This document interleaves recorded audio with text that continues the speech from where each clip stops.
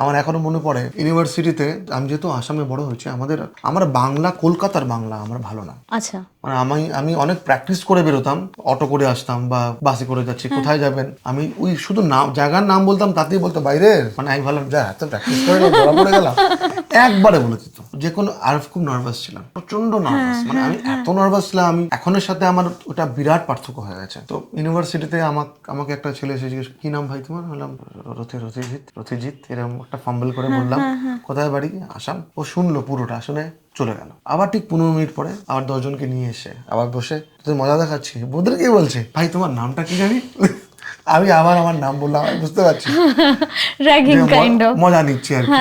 নাম বললাম, দেখলি ভাই আর কিছু 4-5টা প্রশ্ন করছে, এবার ও মজা নিচ্ছে। ওরা কিন্তু এখন সম্পর্ক আছে আমার সাথে।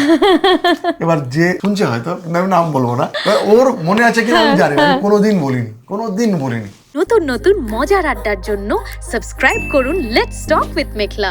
Let's talk